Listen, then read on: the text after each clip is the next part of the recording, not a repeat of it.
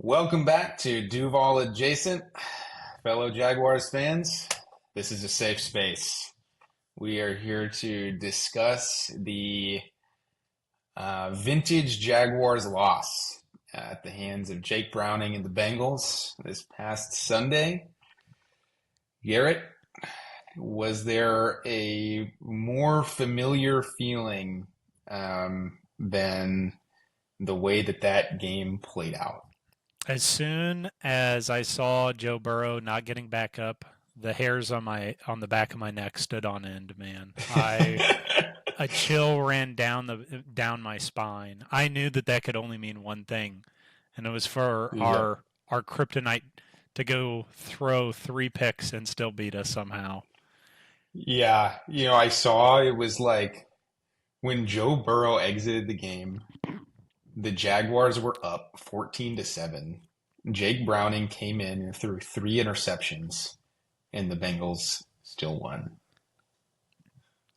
In midseason form, some are saying. Yeah, yeah. Some are saying that was an incredibly demoralizing loss. I mean, Yeah. we'll get into what the implications are of a game like that. But that one just like, dude, I was like almost sick to my stomach, just, and I could feel like you could tell as soon as the Bengals were going to have a chance to go and win the game right at the end there after the failed conversion on 4th and 5. Yep.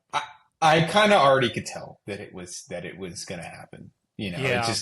It was all too familiar, and even there were some close. I mean, we were very close to stopping that drive. I Oh mean, yeah. multiple times there were three fourth downs. Three fourth downs they went for. No, You know, and I mean, even if you look at the rest of the game, it's like going and cementing a victory always felt like one playoff. Like if there was just one thing yeah, that went a different direction than what it did for the Jags, it's like, oh, that was the break that you needed. That was the break that you needed. And then it kept happening like in the complete opposite direction where it was like, oh, that was the last thing that we needed. That was the worst possible yeah, outcome right there, right yep. then. And it's so funny when kind of you go into that game, I feel like very braced for a loss, right? You're like, Oh, sure. I mean, hey, I think both of us predicted us to lose that game oh yeah, in and our then predictions at the beginning of the year. and then as you actually sat there and you started watching the game, you're like, wow, this is actually incredibly plausible that they win it. Oh If yeah, not, I mean, it seems likely. through through three drives, the Jaguars just looked like flatly the better team. Yep. You know, well into the first quarter of that game, it looked like a mismatch. In Cincinnati. Which kind of reflected how they played against the Browns in the prior week, where it's just like they obviously weren't putting everything together all at once, right?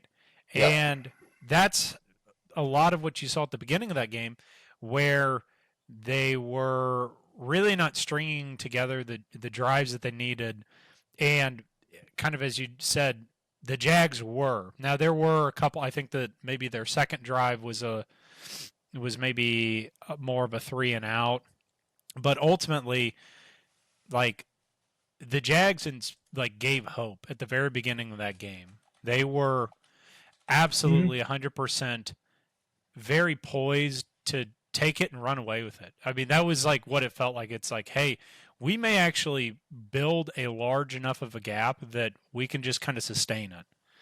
And ultimately, Yeah. the Jags did what they did best, and they build you up to break you down. So Yeah. now here we are on a big L on a Monday, So kind of in yeah, post mortem, you know. yeah. It stung a little extra for me because um, I was watching the game at my girlfriend's parents' house because we had Oh, gone to visit them for the day, and my girlfriend's father, I mean, he's like most people, where like he hears Jacksonville Jaguars and assumes like bottom feeder, embarrassment of a franchise, yeah, whatever. yeah, He's sort of flabbergasted that I'm a fan at all, and he had made a few comments like that in the past. So whenever I found out, I was going to be there on Sunday during the game, watching it, I was, just really holding out hope that they would have like a respectable Yeah, performance. You know what I mean? And then partway through the game, I'm like, finally, like he's gonna have to eat it, because like they're gonna win this game and they look great. Trevor looks awesome. Like the offense is humming. We're shutting down the Cincinnati Bengals. Like it was a high stakes game. And then, the way that it unfolded, it was yep. like, damn, maybe he's right.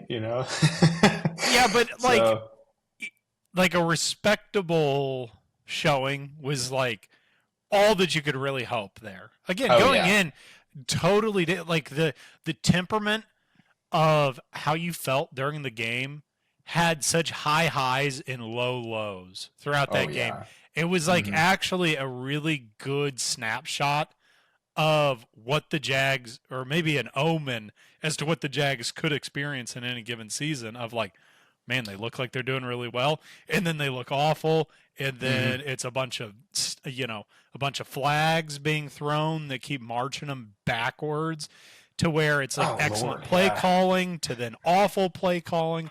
It's like you got to see it all. They spared you no excitement throughout that game, and in good or bad forms. It was like the quintessential Jacksonville Jaguars game. I felt Mm, like. that's right. Yeah. True roller coaster of a showing. So why don't we start on a positive note? What were your silver linings from this game? Because I mean, look, moral victories don't count in the standings, but I think there were things that did go well, at Mm-hmm. least in parts of Sunday's game. Um, that I think we can build off of in the future. So why don't we start there before we get into the laundry list of things that went wrong and that we're discouraged, disappointed, and fearful of. Well, I guess speaking on a positive note, thought the offensive line looked very respectable. I know that there were definitely some pressures that seemed to force Trevor Lawrence to maybe not settle into the pocket or throwing off of a back Yeah. foot. It just But ended on a super bad note with the very last play of the game where Trey Hendrickson just completely cooked Walker Little. But yeah, I think that your point's a valid one. I mean, for most of the game, they looked really good. yeah, kept a relatively clean pocket. Running game, I thought that both the running backs seemed to be um, stable, that they were at least chunking a couple of yards here and there when they actually would run the ball. Um, I thought that both Travis Etienne and Bashal Tootin, I thought that them in that kind of split back role, I thought that they worked pretty well together. I think that Oh, the definitely. opportunity for the run game to flourish as the season progresses, I think that it has a lot to look forward to Oh, for the 100%. for the merit that I mean, we've seen lots of games where they'll go up there, and the reason why you throw it, almost a time and a half more than you run it is because you really have no other option. And in this game, they did clearly demonstrate that they had the ability to have versatile play calling throughout. Now, whether that play calling was 100% executed, again, we can get to that. Yeah. But I think that at least on the offensive side of the ball, I thought, hey, the blocking was reasonable. I thought that the run game was, where you would expect it to be at this point in the season. I thought that those went pretty well, at least on the offside, or excuse me, the offensive side of the ball. I mean, do you have anything that Yeah. you're thinking Yeah, offensive I just wise? definitely I think I want to reiterate your point about the run game. I mean, that was like the best start to finish running performance that we have seen probably since like 2022. Yeah. I don't know. I mean, for early parts of the year 2023, Travis Etienne was really cooking. But to have not just one, but two backs that seemed like they were kind of getting it however they wanted, for like the entire game, you Yeah. know? And that was, I think, and we'll get into this later, but that was one of the things that made the way that that game played out so frustrating is because you look at the box score and you see that we ended up, passing the ball a lot more than we ran it, despite the fact that it felt like we were having so much success in the run game. I thought that Basil Tutin looked awesome. Yep. Like just he looked like a stud in the making, you know. You you were definitely. I mean, and I think that this is appropriate to talk about a little bit perhaps later. But like that Tanks Bigsby trade, that was probably a bit surprising. And I think that going and seeing how this game played out, that it leaves no doubt in my mind that it's like, hey, there's nothing wrong with getting a little bit more draft capital coming out of that. Oh yeah, it looks like. I mean, yeah, I think that we're in a really good spot with our running back room. I mean, ETN looks totally revitalized. Basil Tuden looks absolutely electric. I mean, super exciting. It's really exciting when he's on the field, Especially, those plays where he was involved in the pass game. Excuse me. Those like short little dump off passes and his crazy, moves that he can make back there. Like, man, those are that got me fired up. And even Lee Quint Allen, I thought, I think he's a great addition to that room, for designated passing downs and stuff like that. So Lee Quinn Allen to me is like the type of guy that's like you're never going to hear about, but he's going to have like a long NFL career just because his skill set is so important in certain situations and he's so good at what he does. Oh yeah. But yeah, I think the thing that excited me the most about Sunday's game was the effectiveness of our running attack, and what that can mean for the offense moving forward. How about defensively? What are your thoughts? Were there anything stand out to you? Well, I Positive mean, notes on the defensive side. it was once again. I mean, they experienced the high highs and the low lows. Several turnovers that they produced, right? Now, Hmm. again, that was a little bit of a function of the Jake Browning taking over. But Right. ultimately, I think that for sometimes the position on the field that they were given, the defense overall looked pretty cohesive. Um, it was not. I mean, there were a lot of blown plays. The kind of deal where a Jaguars player would go and tackle another one so that Jamar Chase could run down the field. There were Yeah. some big broken plays that obviously show that the defense needs to continue to button up. But baseline, it's not a really awful starting point, I guess. It's again, you don't really like to see as many yards moved on you, and I think that you can kind of give a little bit of a tip of the hat to it's just like, yeah, Jamar Chase is a really great player. That one's going to be a, Certainly. Yeah. a, a tough coverage for any defensive back, but that certainly was, one of the weaker points. So the defensive side, I'm gonna say that it was all a little bit uh, conflicting. There were some great plays made, but ultimately it was clear that they were still able to move the ball when it really mattered most, and that's when you really want to see the defense hunker down. Yeah, it's almost like a tale of two different games. I felt like there was a really good portion of that game. I mean, particularly when Burrow was still in, where it felt like we were doing a great job. I mean, as good as you can hope when you have that quarterback and those receivers across the field from you. I mean, I thought that the pass rush was really, really impressive for portions of that game. You had Eric Armstead getting home. Trayvon Walker, I thought, was playing really, really well. Yep. But yeah, it's almost like, well, and to their credit, um, what sticks out in everybody's mind is that last drive of the game, right? where they marched 90 yards down the field and score. In the defense's credit, they stopped them on third down 3 different times on that drive.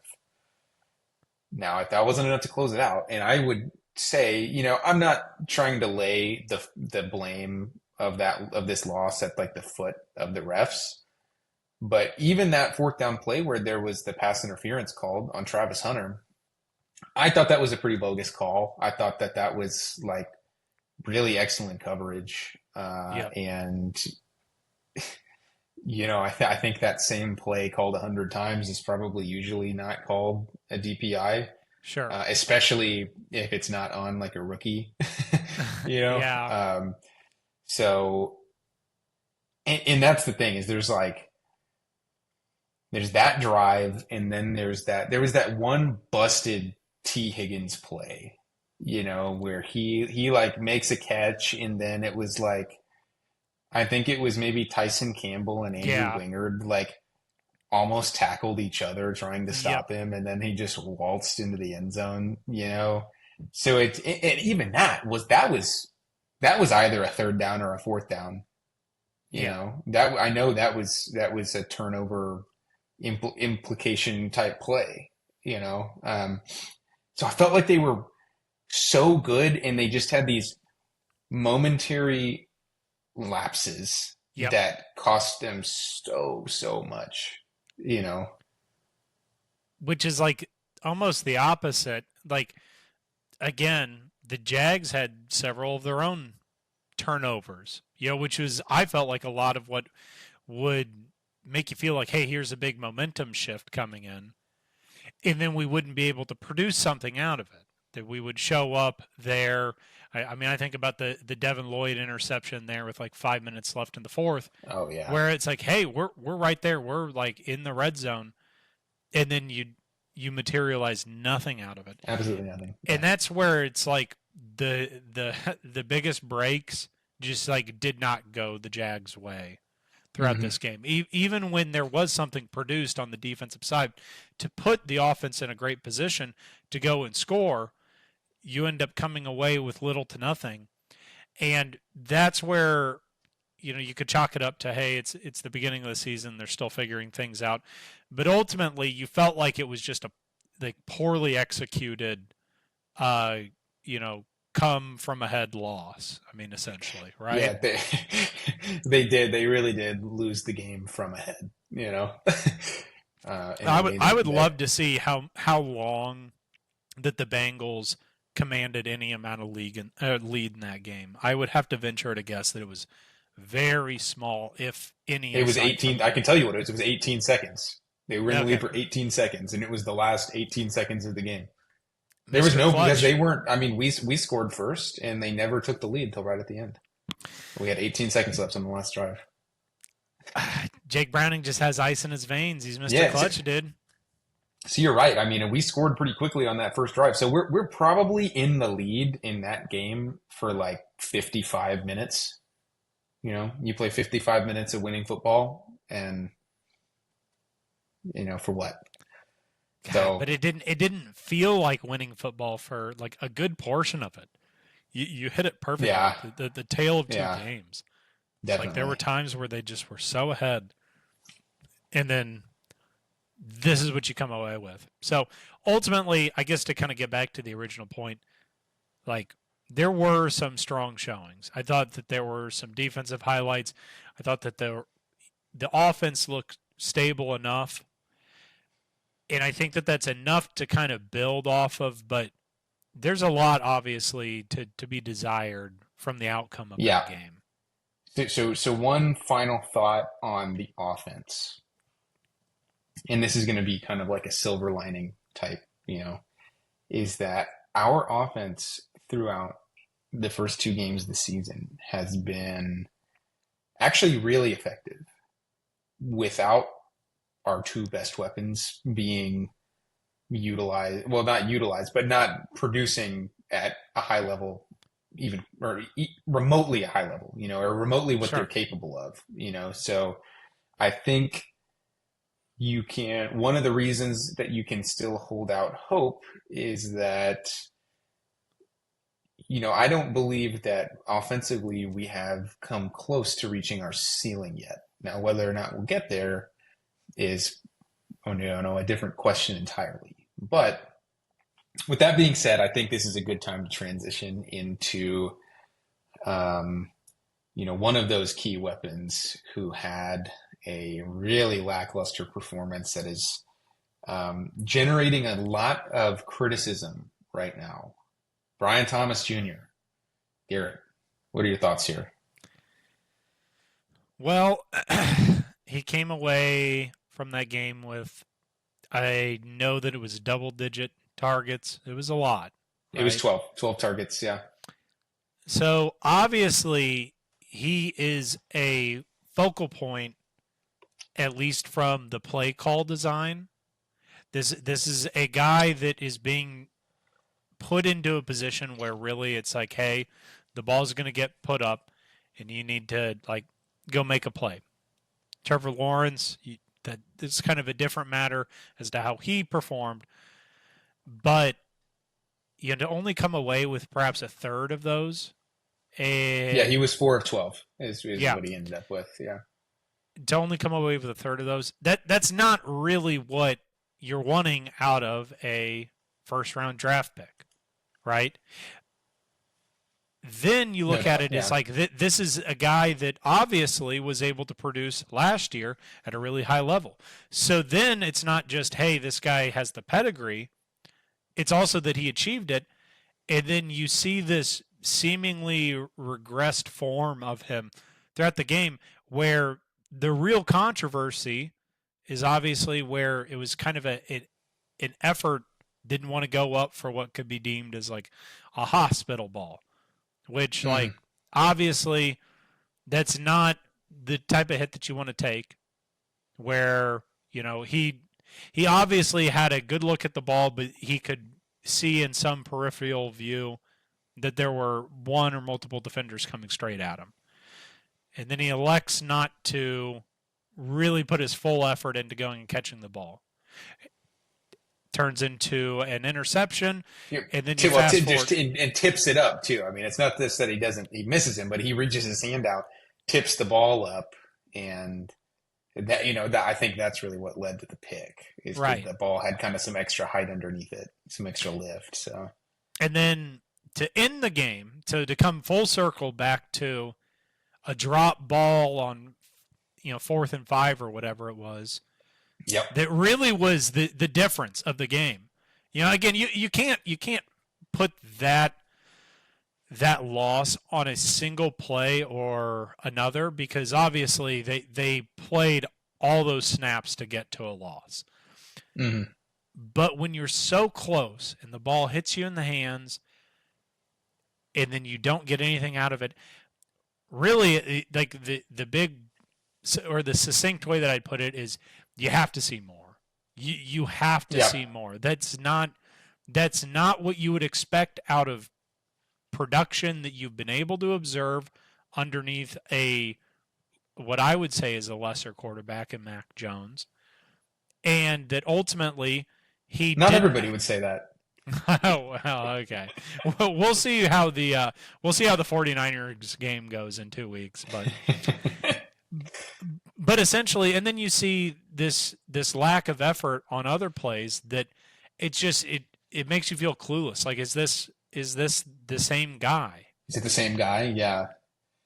So ultimately, I think it's an incredibly frustrating because he was obviously dialed in to get some volume, as he should. I think that Yep. should be expected out of one of your best wide receivers. And Mm. ultimately, he wasn't the difference maker that he really needed to be in a matchup that had a lot of great wide receiver talent. He wasn't. 100%. Yeah. I hate like when you're getting outshone by like De'Ami Brown. It's like there's Yeah. clearly Well, something that and you're Parker missing on. Washington. I mean, Parker Washington had a Oh yeah, fantastic game. You know. it's Yeah. astounding, is what it is. Yeah. So, there's a lot of discourse being had about BTJ right now and his sort of pitiful start to the season. I mean, both in the Panthers game and Yeah, against the Bengals. I've seen the Jaguars subreddit. I've seen what people are saying about him. Now, from like my true opinion is that he had a really tough game. He had a really bad game, and we need him to be better. But if you will allow me the opportunity to just briefly play, BTJ defender here. Okay. I want to talk about these two plays, the very two plays that you mentioned, because those are the two that kind of sticks out in everybody's mind. Um, the business decision, interception, and sure. the drop on 4th and 5. So I want to focus in on these two, and I'm hoping, Jaguars fans out there, I want to convince you not to give up on BTJ just yet, and just play devil's advocate for just a moment. So let me pull up these clips here.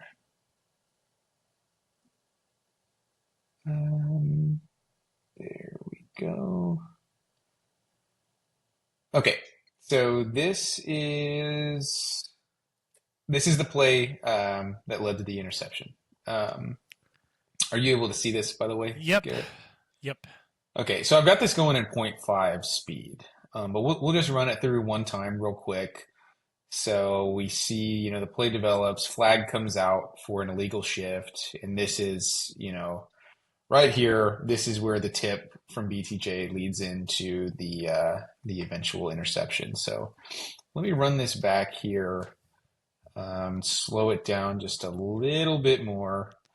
So this one, I don't have quite as compelling of a case on this one, but I do wonder, we see this flag come in at the bottom of the screen, which probably came from the sideline, right?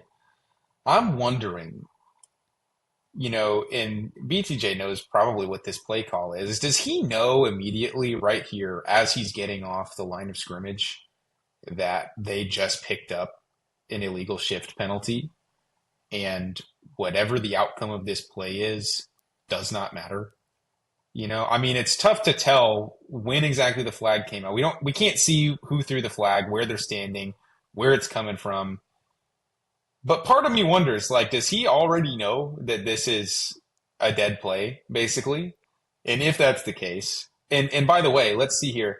This is, no question about it, a poorly placed ball by Trevor. Okay, I mean, you can't give your receiver the ball up high in the middle of the field like this. This really needs to be down low so he can go down and get it and not take the hit. Regardless, we see and the tip is unacceptable. I won't defend the tip, but there's a lot being made of the specific decision not to go for that pass. And is there any possibility in your mind, Garrett, that he sees the ref reaching for that flag as the ball snapped, and he sees, hey, it's a dead play. I saw Diami still moving behind me. Nope, he didn't get set. I'm not taking a huge hit for a play that's not even going to count. Because ultimately, that's what it would have been. He goes in, he gets clobbered. It wouldn't have even counted. It gets called back, and we move back 5 yards. In terms of, could he have understood that they were about to be called for their third illegal shift? Of many more to follow. Yes, it's like that was in the sequence of multiple. Yeah. And when you're getting called on that, I think that you become very acutely aware of the situation they're in.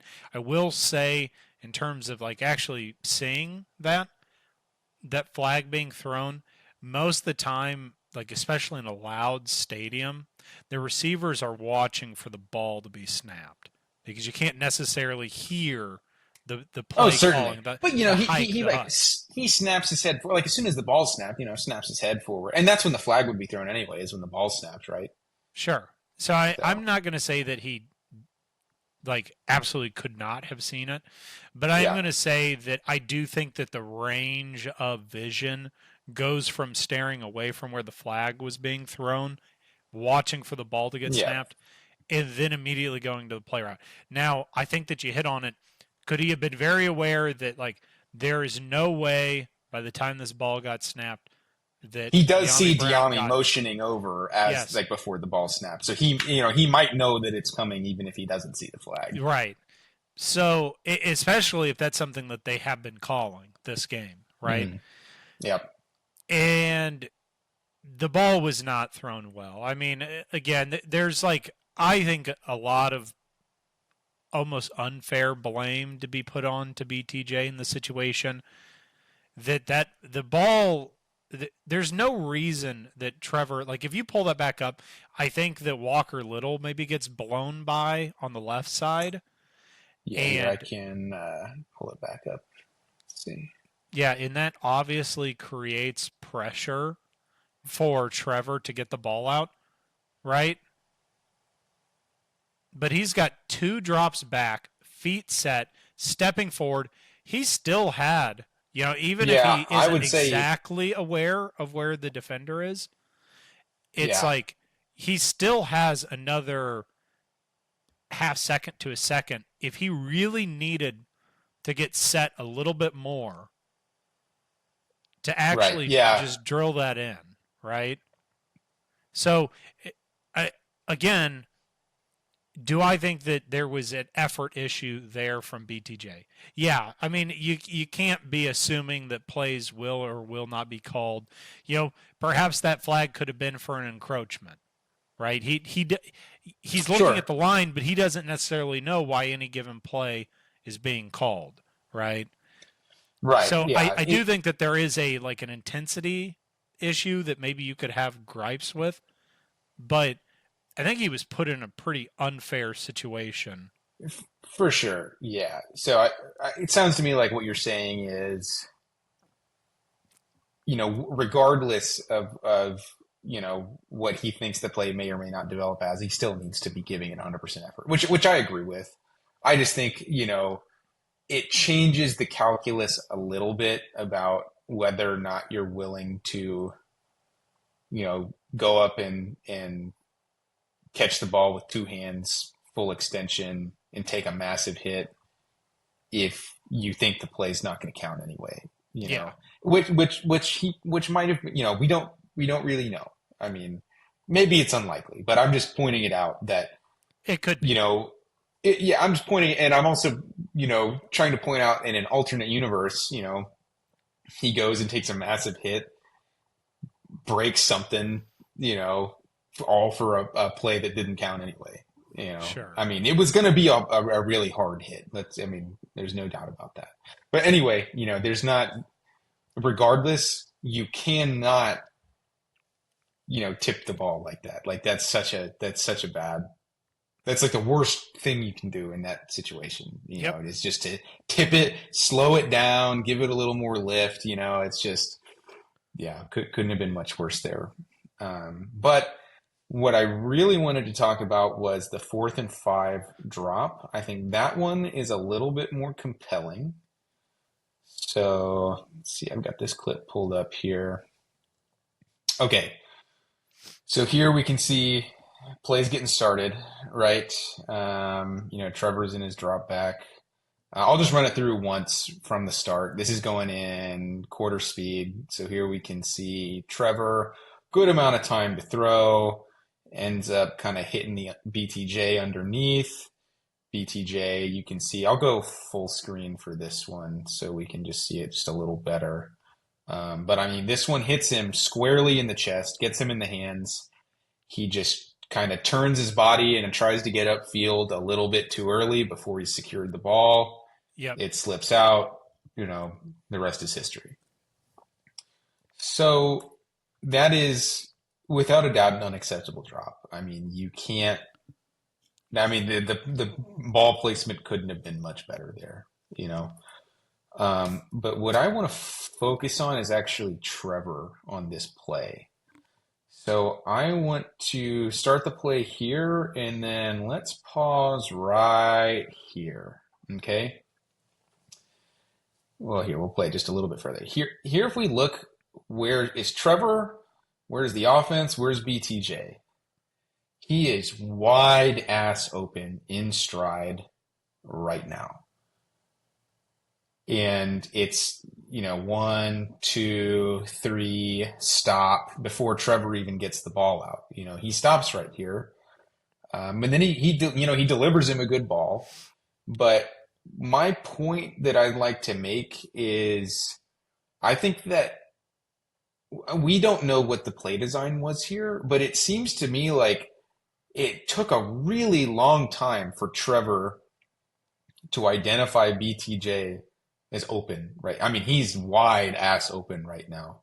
And if he catches the ball in stride right here, I mean, you see how the defense is spread out here in a second as the camera pans. If he catches that ball in stride, look at this massive lane right down here. Like, who's to say that by the time that BTJ stops here and bobbles this ball, that the play wasn't already broken? He may have already been supposed to have been delivered a ball in stride to kind of work down, towards the other sideline and kind of waltz into the end zone. So from BTJ's perspective here, this ball, maybe he's being delivered late.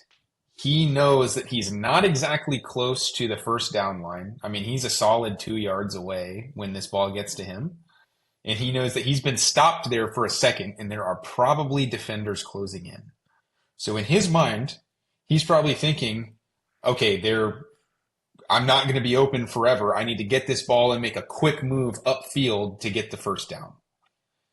And I think that could be what led to the lack of focus and letting that ball get out. We don't really know what the play was, but I'm just saying, he doesn't have eyes in the back of his head. He's probably thinking, I need to make a quick move upfield. You still got to catch that 100 times out of 100.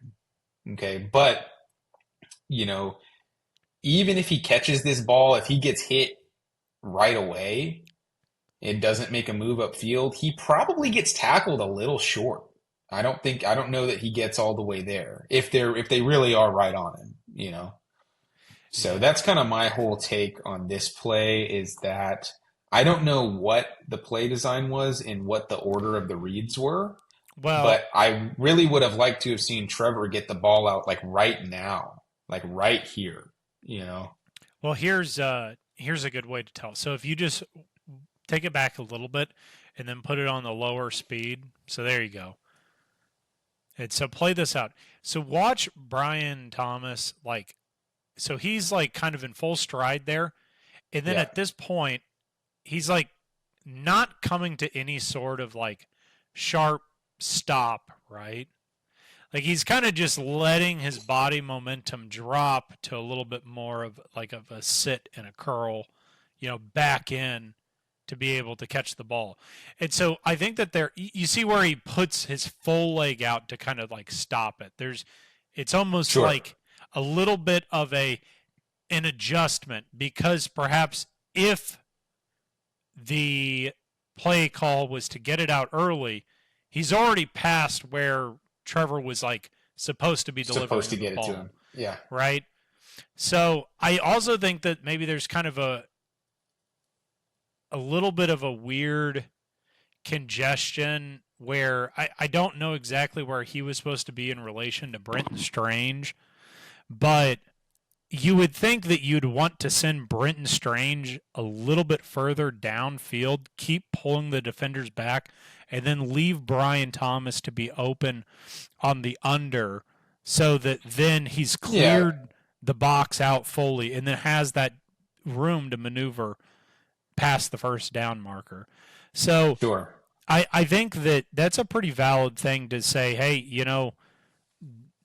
how that reflects with what the actual play calling was maybe is a little bit Yeah, uncertain. that's the point I'm trying to make is that may have already been a busted play, and he might be thinking, well, I need to make a play now because this did not go the way that it was supposed to. Now, that's not a defensive of the drop, but I'm just saying, like, he may have been in a tougher spot than we realize, you know. So that's the best I can do. I don't want to give up on BTJ. I think that it's a really tough look, a couple of unfortunate circumstances, but I think there's enough that we don't really know where I'm not ready to, you know, throw out the baby with the bathwater, you know. Sure. Yeah. I mean, at the end of the day, having somebody on the team who's a year removed from being a very serious producer, as well as like having the capabilities of Travis Hunter, you know that you we are all in this position because we expected more, which was winning against what would have been a good Bengals team if Jake Browning didn't take over. But generally speaking, a game that the Jags really weren't slated to win. You know, that it was Yeah. not really inclined. And so because they showed so much early promise and then their star players didn't perform really at a star level, that's really where people are. You know, they're wanting to get upset that like the Jags are not Super Bowl ready right this second. That they aren't having these odd drops, the penalties, the really kind of some semi inaccurate throwing. You know, you look at this stuff, and it is just some slight changes to be able to make it work, right? So I don't think that anybody can be overreacting to this step saying, hey, the Jags are totally cooked. The Jags are done. Because obviously, I think that there are adjustments that can be made that with the star talent on the roster, that they could have easily won that football game if things had gone a No different doubt. way. Yeah. I think that's what stings so much about it is we were in such a good position to win that game, and every win just counts for so much, on the schedule. Like there's no easy wins, We're not one of those. We're not a team that can count on dropping ones that you felt like you should have had and still making the playoffs, Yep. But I hear you. I mean, both of us predicted the Jags to lose that game going into it. Just maybe not In in the that fashion that it fashion. happened. Yep. Yeah, but I would like to spend some time discussing some of the other things that went wrong for the Jags in that game. Um, I think, there was just like you said, like a handful of things that went wrong, even outside of the BTJ struggles, we'll call them. So what else stood out to you about the way that the Jags kind of let that game slip through their fingers? Well, so at at kind of like the foundation of it is that Trevor Lawrence did not look that sharp. The one that really obviously will pop out into a lot of people's minds is the one where he actually throws the ball like 4 yards down the field, and it's just like, oh man, dude, it's like you don't even know where you're at right now on this play, and it looks Mm, really awful, and it's like a guy who's been in the league, for at this many years at this point, really kind of shouldn't be making that mistake. And yeah, that's just like a one, and that's like that's a mental lapse, right? Those are the no easiest doubt. Yeah. ones to Hmm. to overcome. But consistently, the the passes were not necessarily dialed in. Yeah. I would say that there were obvious Jags being plagued by drops, right? There Oh, for were sure. catchable Yeah. balls thrown by Trevor Lawrence. This is not everything rests on him, but at the same rate, the guy could not close. The guy had many shots on winner's door where if he was able to either wait it out or be able to extend the play just long enough to be able to actually throw a catchable ball, slightly better placement, the game looks a lot different. So Trevor Lawrence really kind of fell short of what he needed to. I think he Yeah, is I do. another guy that if you were to say who needs to be held accountable for this game, Trevor has to be in the talk of it. Yeah, I do want to spend some time talking about Trevor because this game in particular is one where it's because of the way that it played out and because of how egregious some of the drops were. I mean, that De'Ami Brown drop in the end zone was like one of the worst that you'll see, Yep. and one of the most impactful in the outcome of the game. So did Trevor's receivers let him down? 110%. 110%. But to your point, I mean, it's not like he played a flawless game. And the play that I want to focus on, and folks, I am a Trevor believer. I have been. I go up to bat for Trevor all the time. He's got Do the I? wig. I mean, am I lying? I do. I have a Trevor Lawrence wig. I believe him. I defend him till my last breath. I think that the conversation around Trevor Lawrence since he's gotten to the NFL has been pretty unfair, and mostly as a result of the franchise that he plays for. But this play early in the game, where the Jaguars are in field goal range, Trevor takes a quick pressure, just lugs one towards the end zone, and it gets picked off. These are the types of plays, Trevor, that make it so damn hard to go to bat for you. Okay? These are the types of plays that you just can't have because they just immediately take points off the board. And I want folks to understand that while the drops were bad, that play individually is just as responsible for the Jaguars losing that game on Sunday as anything else. Because worst case scenario, the Jags don't get any more yards. But let's say Trevor doesn't throw that egregious pick in the end zone. Okay. Yep. They get 3 points with a field goal. I mean, it was a gimme. They were in that type of range, right? 3 more points there on that very last drive of the game, which led to the 4th and 5 drop by BTJ.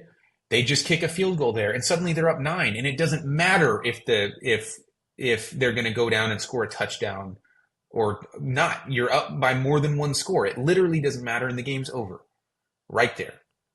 So these plays where he just, it's like I feel like Liam has done through 2 games of the season a really, really excellent job of organizing the offense such that Trevor does not need to make those hero ball plays like that anymore. I know that was a massive issue during the Doug Peterson regime where it felt like if Trevor didn't do something heroic, we just didn't stand a chance. That's not the case anymore. And you just cannot have plays like this. You cannot have plays like this where they just take points off the board. You can't. Total momentum killer too. I mean, it's like no doubt. There were several times where the Jags were making really honest pushes to just pulling away. You do something like that, it's a totally different tone change. And ultimately, like, as much as you can be a game manager is part of just drop or cutting off those detrimental plays that change how the game is being operated. I mean, and you're right. And I would also say this about the Liam Cohen situation. I thought a lot of the plays were really being called to kind of put Trevor on the platform to kind of step up. You're right. He doesn't have to be doing that. But I think that they were kind of doing that or calling the types of plays to be able to have Trevor actually score some touchdowns. I think he was getting close. And it's like even when he did. Up, without the drops, he probably has like 5 touchdowns in that game, even with the pick, right? Right.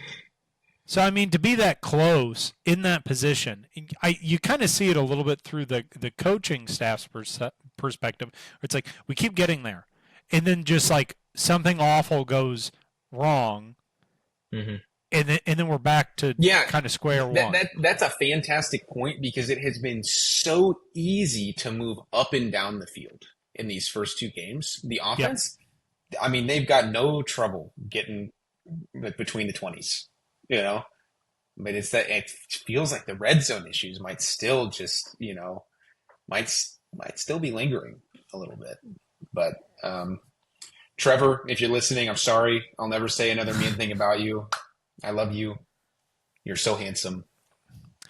Please kick pray the Texans' to. ass on Sunday. Oh yeah, he's got. I mean, this is going to be a tough road ahead. You're going to have to say lots of prayers to your T-Law body pillow, your Billy Law body pillow. Please, in His name But we pray. again, it's that Trevor Lawrence's play was particularly one that you had gripes with. Well, and you know what? I guess I don't want to make it seem like it was all bad. It was up and down. I mean, much like the entire game, the rest of the game for the Jags, his play was up and down. But the lows, I mean, particularly that kind of situation where it's just an awful, awful decision, can't have that. Cannot have that.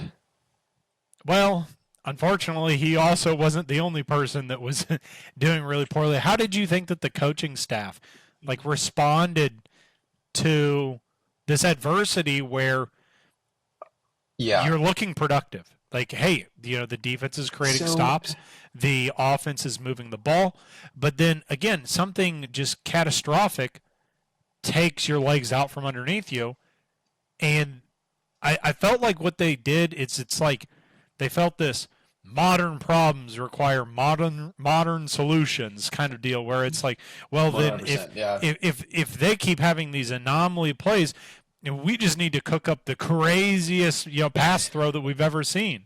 That we need to do something drastic to calm the waves. And I thought that was where maybe this infancy of the coaching careers of a lot of people involved really kind of took form, where perhaps a more seasoned coaching staff would have a slightly different philosophy. Do you have any thoughts on that? How the coaching staff responded? Yeah, I think you hit the nail on the head. I think that their inexperience as a staff definitely showed up towards the tail end of that game, particularly on offense. I was really disappointed. I think equally to blame with, some of the other things that we've talked about that led to the Jaguars losing this game is just like the abandonment of the run game down the stretch. There is one play call in particular that and I texted you about it live. I just couldn't believe that was the call, and it was, I don't remember exactly how much time was on the clock. I believe it was in the fourth quarter, and the Jaguars were just a little bit past midfield, or maybe right at midfield. And it was third down and 2 yards to go. And what they elected to do was throw a deep ball down the sideline towards BTJ. I think it was BTJ. I could be wrong on who the target was. But regardless, it was a deep ball down the left sideline, which was well defended and fell incomplete. Afterwards, they punt. And, the rest is history. I mean, I say the rest is history. They really actually had a lot of opportunities to still win the game after that. Yeah. But I remember watching that live, and in my head, okay, when you are at midfield and it's 3rd and 2 and your run game has been unstoppable all day, I say you take the ball and you run it twice if you have to, because you are almost certainly going to get it. I mean, both Bajal Tuden and Travis Etienne are both averaging more than 5 yards per carry on the game yesterday, both of them.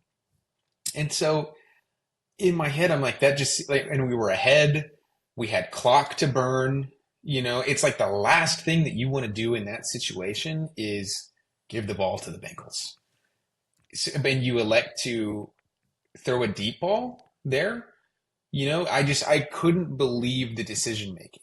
And maybe I'm like alone in that, but I just really, really would have liked to have seen the play call rely on what had been so effective for you all day. Well, and it's not just the effectiveness of it all. Like, what is the worst thing that you see if you have a wide receiver on a team that's getting blown out, a wide receiver in fantasy football that they are, excuse me, what is the worst thing when you have a running back on a losing team that's getting blown out in fantasy football? It's that, okay, now they're suddenly going to be passing the ball exclusively. Well, the Hmm. opposite is true, is that, hey, if you are really ahead, what do you need to do is you need to start running the ball all the time to keep burning the clock. Hmm. Again, you can eliminate that final drive of the game if you have just kept running and kept Literally running. ran the ball 2 more times. Yeah. Right. You literally can take so much off the clock by just in the third quarter. In these areas where you're like, hey, we have the wiggle room that we can kind of hold and relish this lead Yeah, a but little bit. and like we discussed earlier, the Jaguars are leading that game for like 55 minutes. There's no reason why, as a coaching staff, that they shouldn't say, hey, we're ahead. This is not a game where if we win by if we beat the spread, then we'll get 2 extra wins. It's nothing. It's Yeah. nothing that applies other than you just have to score more points than them. And one of the better factors of that is how many opportunities and how long they utilize those opportunities to go and score. So if you just continually run the football when you have proven success, and then hey, you get down to 2 unproductive runs, third down long, then you can elect to pass. Right? You've done what you need to Hmm. do, and you've taken time off the clock. Yep. And maybe that's just like some ignorant like analysis of the game, but it's like, It's and that's it's literally just the Philadelphia Eagles. Like, right. I just like that. That's the one that was maybe shocking to me the most, is that it seemed like overall poor game management. It's like playing Madden, you just want to run up the score on little bro as much as you possibly can, yeah. but that gives them more opportunities to get the ball back and do stuff. And it was obvious Hmm. that it's like, with interceptions being sprinkled in, that it wasn't like a guaranteed thing that Yeah. you were going to be able to go and score every time that you threw the ball. So I think that there was a bit of a situational awareness that was lacked in that Hmm. moment, that was, you know what, for whatever reason, the wide receivers and Trevor are not looking in sync today. It's just not meshing. This is not the day where we prove all the doubters wrong and everybody says BTJ God and Travis Hunter, he is him. Resetting the narrative is something that you can do from building wins. 100%. Yep. Unfortunately, this was the time where it's just like, run game's working. Keep burning the clock. Keep moving the ball. If you need to, let it pass. That's no excuse for Trevor, but it is a criticism of the coaching staff that they had the opportunity afforded to them to be able to continue the charge in that game, and it seems as though that they elected not to. And again, I don't know if that was them trying to prop Trevor on a pedestal and say, hey, look at how well he's doing, look at how well he's working with the play calling. But ultimately, it ended up making like a lot of people look bad. Oh yeah, Should no they doubt. should they have looked bad? Yes, right. Trevor did not play well. BTJ did not play well. Travis Hunter did not play fantastic either. It's like a lot of these people that you kind of came into the season being really excited about, they struggled in this game. That's just how it is, Yeah. and you're going to have games like that. But ultimately, it doesn't matter if you struggled to kingdom come if you come away with a win. And that's what Hmm. my biggest gripe with the coaching staff is, that I felt like there was a prime opportunity to just keep the game going, keep the Just handle the clock business. running. Just handle business. Yes. So ultimately, that's maybe my biggest slight with the entirety of that game, is that I felt like the immaturity for the role of the coaching staff was a bit more obvious to me, where it's like, why are we not just burning clock? Like we And we it is can manage it. puzzling. it's puzzling when you look at the raw number of drives that Jake Browning had and scored on, given that he turned it over 3 times. You know, like he's like, how many opportunities did we afford their offense to come in and catch up and eventually win just purely by not leaning on the run game, you know? I don't know, man. All I'm saying is that the Jags have done it again. Yeah, They've outdone themselves now, dude. It it's just so frustrating. I wish I wish that there was something more to be said other than it was clearly a game where they could have convincingly won. Hey, we would be having a totally different conversation now. Nobody would even be talking about the business decision from BTJ if the whole game tempo was just slightly altered. There's no that's reason. right.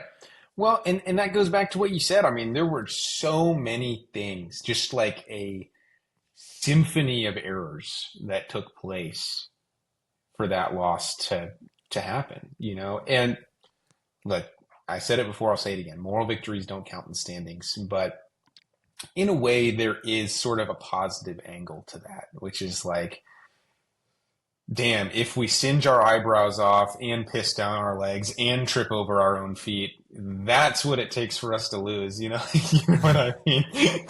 True. So, you know, you hope, and we haven't even talked about all the pre-snap penalties. I Uh, mean, that's just, I don't know. I've never seen, I don't think, anyone get flagged for so many illegal shifts, right? yeah, I I hate to interject, but I once again, after the second one of those, like me, coaching staff, I'm going to stop calling that. Like they clearly are not executing it well. You can run their ass on Yeah, Monday. There's no harm in saying, "Hey guys, you literally have to either wait till they get set to snap the ball or hey, you need to get to your spot faster. Do we need to run wind sprints so that you can get to your spot faster?" That is a that's right. coaching like failure. They are Mhm. not operating that type of call well. They need to 100%. stop. And it's so it's again, it's like, hey, should they have been able to operate an offensive scheme? Yes, they should have. They should know that they need to get set. They need to do this. Trevor needs to wait. But ultimately, it's like if they're not getting it done, stop doing it. Stop calling it. 100%. Like, No, this time I think the refs are gonna miss it. I, I don't know. I hope that this is not foreboding of things to come where they're not reading the situation well. I don't think so. I think that they have enough know-how in the building at the highest level to be able to kind Yeah. of glean and go and watch film and say, you know what, this is a winnable game. This is a collective loss. Hmm. These are things we need to get better on, and let's fine tune it. Let's move on to next week and do better.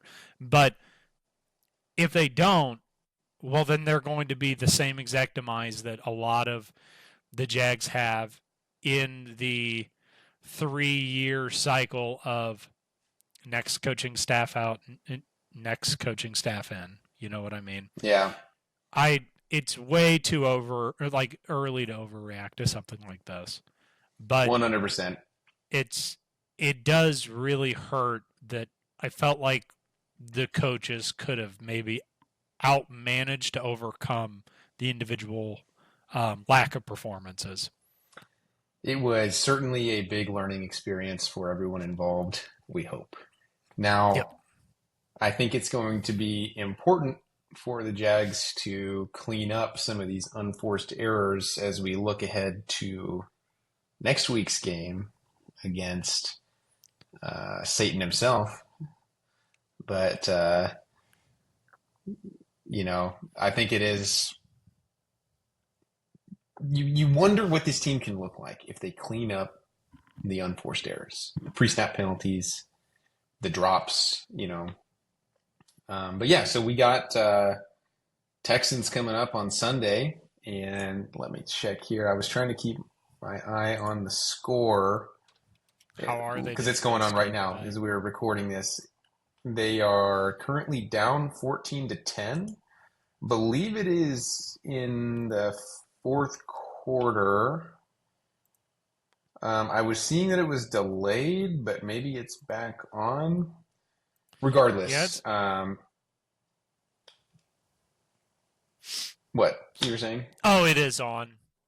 Oh, okay, C.J. Stroud, 207 yards, one touchdown, 27 yards on the ground. Nico gotcha. Collins looking sharp, 3 receptions, 52 yards, 1 touchdown. I mean, this is also one of the games where the Jags are going to struggle, right? And that's not a hey, let's get ourselves coached to a point where we aren't going to experience any issues in this upcoming Texans game. That's not how it will operate at all. Again, it's how you overcome that adversity of hey, we need to put some quick points on the board before the end of the half. We need to make an important stop now. Those are the kind of things that we need to really be able to translate out of this because really on the merit that we were ahead for a majority of that game is not very emblematic of many of the games that the Jags will end up playing throughout the season. Like that's a bit of a luxury for the Jags to be in Yeah. where they're kind of more or less commandingly in the lead, always buffering by about a touchdown. So Hmm.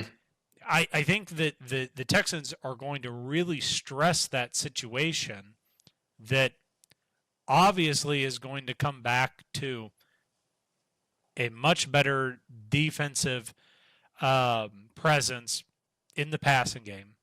There were Yep. so many just total lapses in coverage when it came to guarding both T. Higgins and Jamar Chase. I like Nico Collins is great. No Jamar Chase, maybe a T. Higgins. But ultimately, say what you want about C.J. Stroud, not worse than Jake Browning. Not worse than Jake Browning. It's like there's just no way that this game would be less competitive. Well, I mean, Hey, actually, give the guy a chance. He just needs an opportunity. No, you're right. Well, and it goes without saying, the the Jags offense has had no issues, at least moving the ball down the field the last 2 weeks. The Texans defense is going to be in a completely different stratosphere than either of the Bengals or the Panthers defense. I mean, those are probably both bottom 10 defenses, certainly in the league, maybe bottom 5. So yeah, that's one thing that worries me a little bit about this upcoming game is I'm not sure that the type of game reps that the Jags have been getting in thus far are going to be super indicative of how they're going to look against a real, no offense, a real defense. sure. Which, I mean, to some degree, this is a learn as you go sort of thing. With the difference in the coaching staff, there's going to be hopefully a different approach to a team that generally has a much stronger and well-rounded defense than the teams that we've played up until this point, right? So to see how they respond to that, see how the run game holds up, that like probably the run game and how the offensive line plays is maybe what I'm most interested to see. Because if you Mm-hmm. even see like an above average performance out of the those two groups, you're saying, hey, this is actually like a really great situation to be in. Yeah, These guys really can make a difference, right? Whereas 100%. you could kind of throw it on to the lack of structure with both the Panthers and Cincinnati up to this point that Perhaps it's a fluke. Hey, of course they're not going to allow but one sack.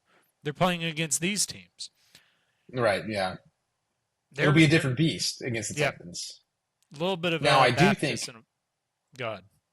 yeah, I do think that the Jaguars' strengths up to this point in the season actually make the Texans a pretty good matchup for us. You know, they've been real bad at stopping the run. Our run game has looked excellent.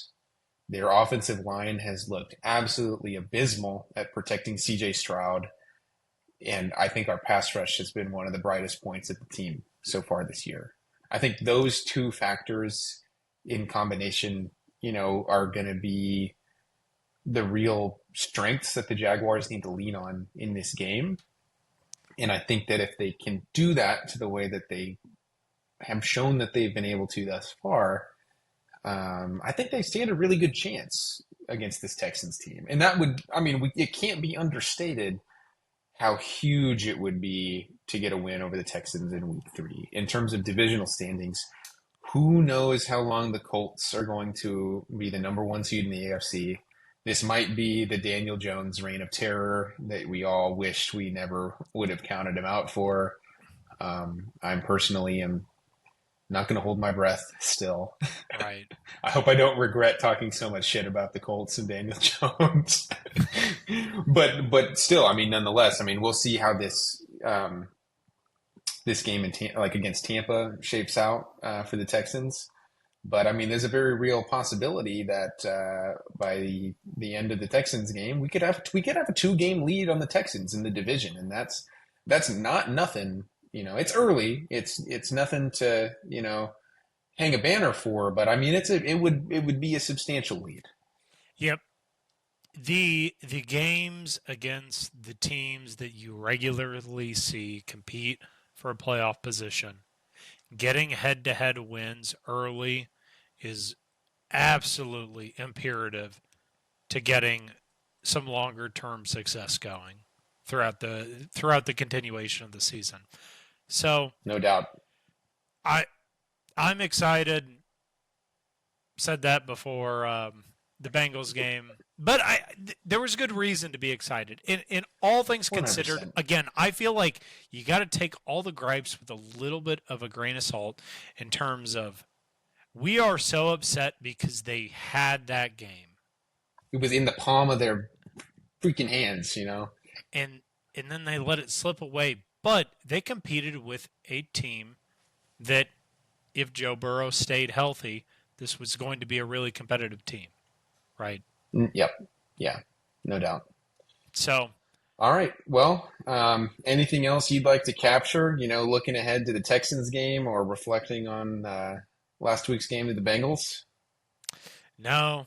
I will say Jarian Jones looks a bit out of his own depth, but yeah, we it almost feels wrong to pick on Jarian Jones. Feels like a type of guy. There's one guy to blame for last week's loss to the Bengals, and his name is Jarian Jones. No, that's not fair. That's not. I think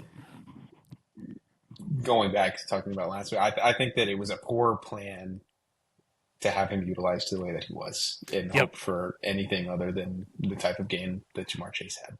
Anyway, that's neither here nor there.